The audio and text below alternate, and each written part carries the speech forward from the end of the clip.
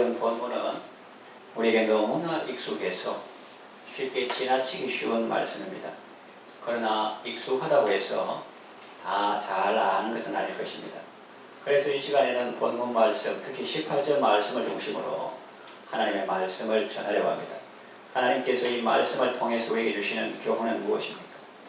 첫째로 감사는 하나님의 명령입니다. 성경에 보면 살인하지 말라 이런 말씀이 있고 또 우상 숭배하지 말라 말씀도 있습니다. 또 원수를 사랑하라는 말씀도 있습니다. 이런 말씀들을 일컬어서 우리는 명령이라 합니다. 그런데 방금 읽은 범사에 감사하라 이 말씀도 명령입니다. 충격이죠. 왜일까요? 사람들은 보통 살인하고 우상 숭배하는 것은 죄라고 생각하면서 감사하지 않는 것은 죄라고 생각하지 않기 때문입니다. 감사는 할만하면 하는 것이고 감사할 만한 것이 없으면 안 하는 것이라고 생각합니다. 하나님은 우리에게 이 말씀을 하실 때 우리가 어떤 상황에서든지 수행해야 할 명령으로 말씀하시는데 사람들은 그 말씀을 절대가 아닌 조건부로 받고 명령이 아닌 부탁이나 권유 정도로 생각합니다. 하나님의 말씀을 물건 깎듯이 깎고 애누리해서 자기 편하게 받아들입니다. 그것은 사실 하나님의 말씀을 받는 것이 아니고 자기가 만든 복음을 스스로에게 주입시키는 것입니다. 그 손해는 고스란히 자기에게 돌아옵니다. 감사를 조건부로 생각하니 감사 조건을 많이 찾지 못하면 감사하지 못합니다. 그리고 명령이 아닌 권유 정도로 생각하니 감사 안 해도 괜찮은 줄로 생각합니다.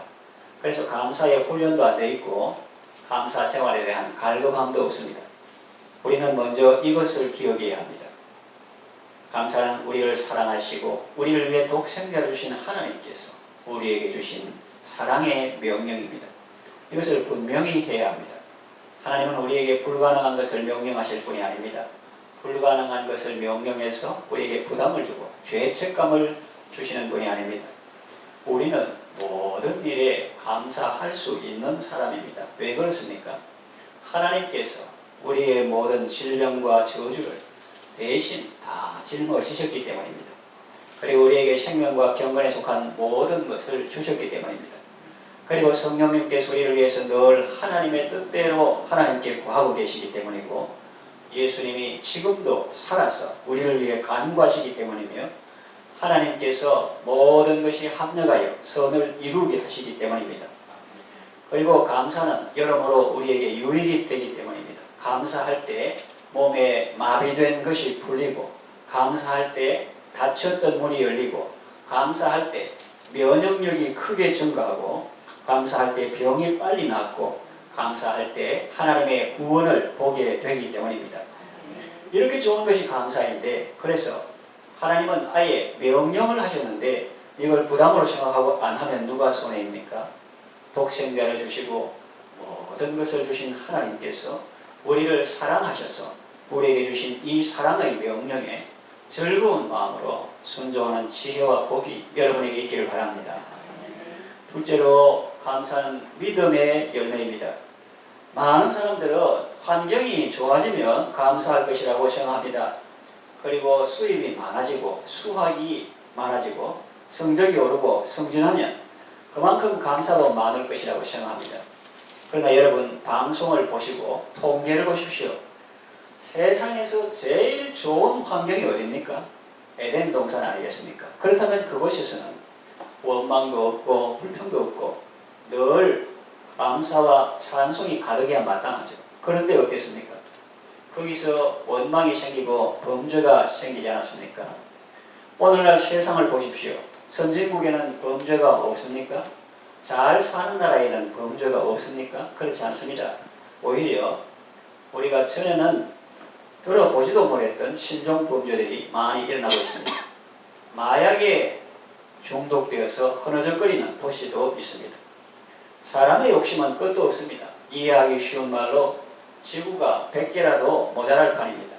그런데 환경이 좋아지고 욕심이 성취되면 감사가 나올 것이라는 생각은 너무나 순진한 생각입니다.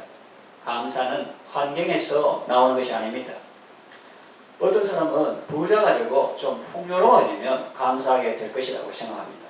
너무 가난하고 살기 힘들면 그런 생각을 할 수 있습니다. 그러나 정확하게 말하면 그것은 사람의 인품 문제이지 가난과 부여의 문제는 아닙니다. 인품이 안 좋은 사람은 아무리 부자가 되고 삶이 풍요로워도 감사하지 않습니다. 오히려 자기가 자수성가했다고 자기를 내세우고 자기를 자랑하고 가난한 사람을 무시하고 멸시합니다. 그러나 인품이 훌륭한 사람은 가난하든지 부하든지 언제나 감사합니다. 그러므로 감사라는 것은 풍요에서 나오는 것도 아닙니다. 그러면 감사는 어디에서 나옵니까? 그것은 믿음에서 나옵니다. 그래서 감사는 믿음의 열매인 것입니다. 신앙의 열매입니다. 좀 전에 알아듣기 쉽게 세상말로 인품이 좋은 사람이 감사한다고 했는데 그걸 우리 믿는 사람 입장에서 신앙생활하는 입장에서 신앙적인 용어로 바꾸면 믿음이 좋은 사람이죠. 다시 말하면 신앙이 건강하고 좋은 사람은 감사한다는 말입니다. 이 말도 충격입니다.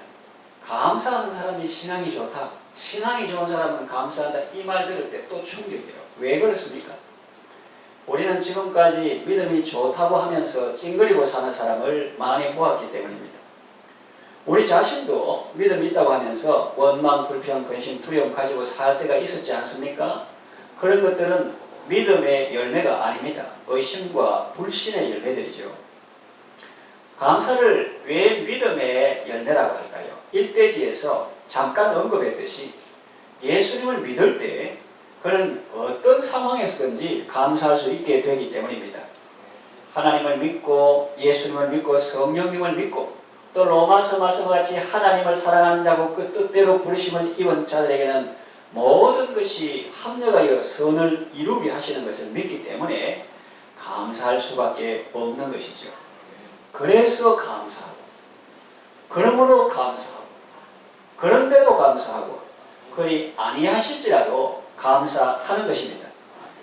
그러므로 범사의 모든 일에 감사하는 것은 하나님께서 성도에게 주신 특권이라고 할 수 있습니다.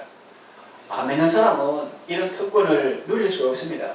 이것은 오직 믿는 사람만이 누릴 수 있는 특권입니다. 여러분들은 참 믿음으로 이 특권을 누리며 사시기를 바랍니다. 셋째로 감사는 미래의 열쇠입니다.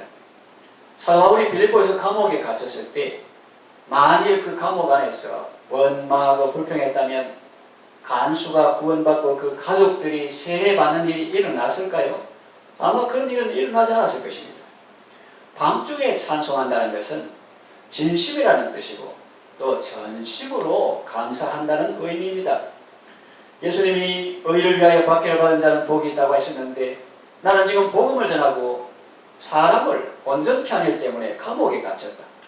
전에는 내가 잘 모르고 사람들 눈에 피눈물 나게 하는 일을 했는데 그랬던 내가 이제는 하나님의 은혜로 사람을 살리는 일을 하고 의를 위해서 박해를 받고 있으니 이 얼마나 감사한 일인가 라고 생각했을 것입니다.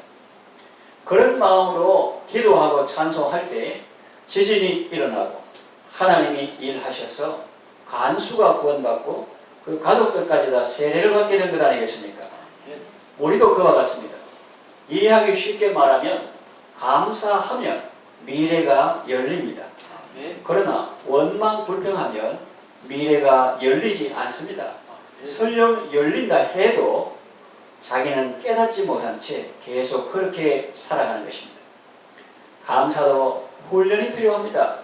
사람들은 부정적인 말을 입에 달고 삽니다. 죽겠다는 말을 너무 쉽게 하죠. 배불러 죽겠네, 웃어 죽겠네, 좋아 죽겠네. 긍정적으로 바꿔야 합니다. 그래서 습관적으로 이런 말이 나올 정도가 되어야 좋습니다.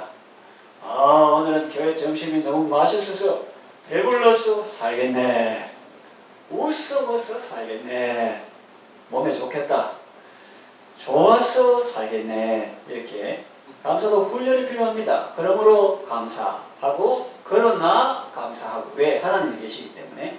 그래도 감사하고 왜? 더 좋은 주시기 때문에. 그리 아니하실지라도 감사. 어떤 상황에서든지 우리는 하나님을 즐거워하며 구원의 하나님을 인하여 기뻐할 수가 있습니다. 무엇 무엇을 기뻐하는 게 아니라 여호와로 인하여 즐거워하며 구원의 하나님을 인해서 어떠한 경우에도 기뻐할 수 있습니다. 범사에 감사함으로 하나님께서 여러분을 위해 쌓아두시고, 시편에 보면 쌓아두셨다 그랬거든요. 은혜를 쌓아두시고 예배해 두신 그 복과 은혜들을 꼭 받아 누리시기를 바랍니다. 맥주 감사주일이 다가오고 있습니다. 2023년 전반기 동안 하나님께서 베풀어 주신 은혜를 기억해 보십시오. 모든 일에 범사에 감사라는 이 하나님의 사랑의 명령을 잘 받들어서 아름답고 건강하고 복된 삶을 살아가시기를 바랍니다. 함께 기도하겠습니다. 하나님 아버지, 우리를 너무나도 사랑하셔서 독생자를 주시고 예수님을 믿음으로 구원받게 하시니 감사합니다. 감사는 환경의 산물이 아니고 풍요의 산물도 아니며 믿음의 열매인 것을 다시 한번 일깨워 주셔서 감사합니다. 모든 일에 감사하는 생활로 병이 낫고 신앙 인격도 온전해지고 건강해지게 하소서. 받은 은혜에 감사하고 늘 겸손하게 하나님과 동행함으로 과거의 상처가 치유되고 현재의 질병에서도 고침받고 미래의 염려에서도 벗어나게 하소서. 최고의 믿음으로 최상의 삶을 살게 하소서.